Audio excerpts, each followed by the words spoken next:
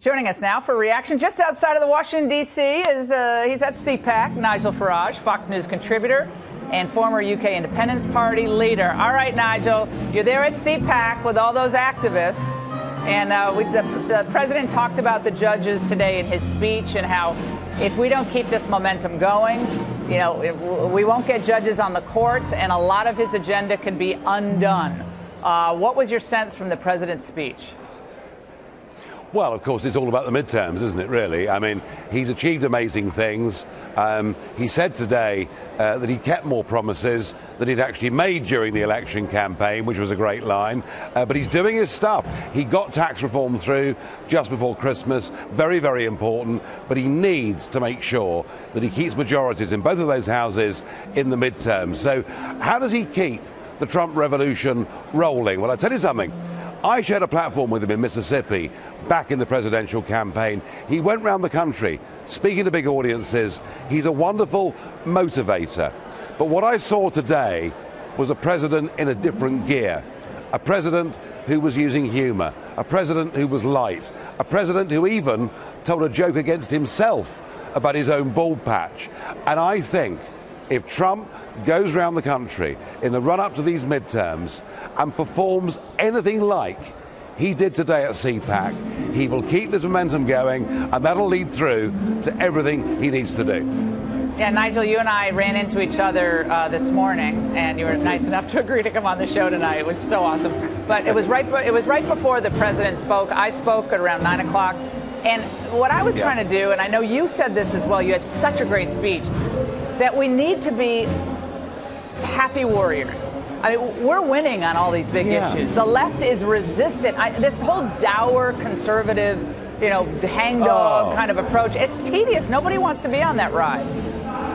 Look, career politicians are as dull as dishwater. Why? They're always being safe. They don't want to take a risk. All they care about is getting re-elected. They're not doing this out of passion, belief in country, patriotism, caring about ordinary people. They are dull. They are humorless. They are without any real personality. And what sparkled today from the president was him being him. And I was very, very privileged, Laura, to meet you this morning, but I was also very privileged to meet the president just after he came off stage. And I saw a man there, you know, absolutely at the top of his game. I get the feeling that this president is now really enjoying what he's doing. You're seeing his real personality coming out. And I have to say, my view, and I've watched this, and I've followed this, and I've been part of this, even though I'm a foreigner, but my view is with Trump, the best is yet to come.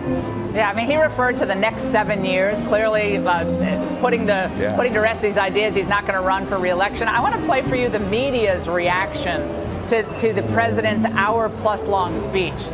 Let's watch. This morning at CPAC, he covered at least 31 different topics in an hour and 15-minute speech. But it took almost 40 minutes before the president began his conversation on the Parkland school shooting.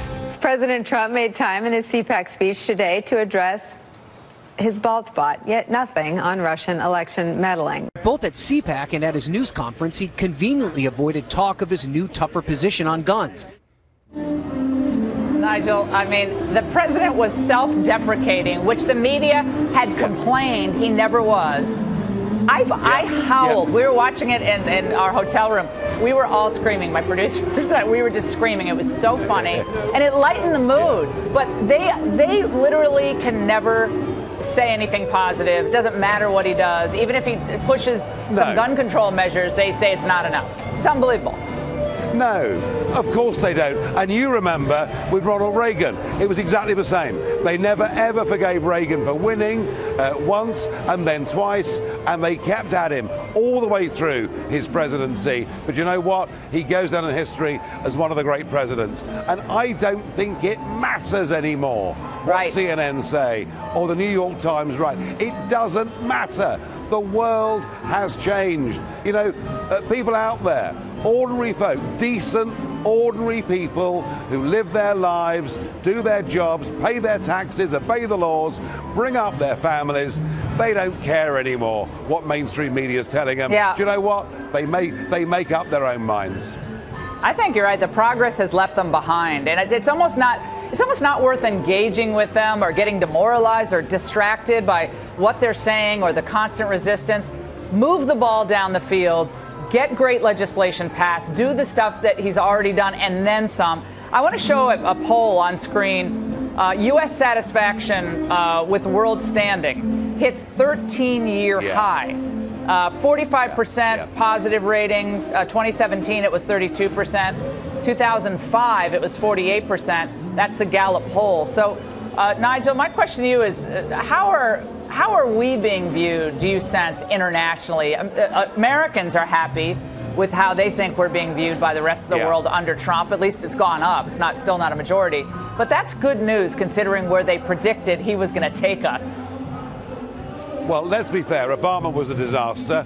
America's standing in the world went down considerably during the 8-year period. And everyone said that Trump on the world stage would be an embarrassment. He'd be a dummy. He wouldn't know how to behave. And do you know what? Right from that Riyadh speech, his first speech, through to Davos, where he delivered the line, you know, America first, but America not alone, did it beautifully, and people understood it all the way through. He has behaved on the international stage with huge dignity, with great confidence. In fact, when he was in Beijing walking around, I thought he was about to put a bid in to buy the place. That would be nice.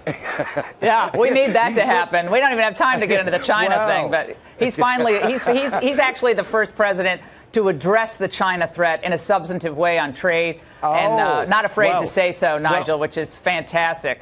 Nigel, thank you so much for joining us. We got to roll, but have a great time. It was great to see you today, and fantastic speech.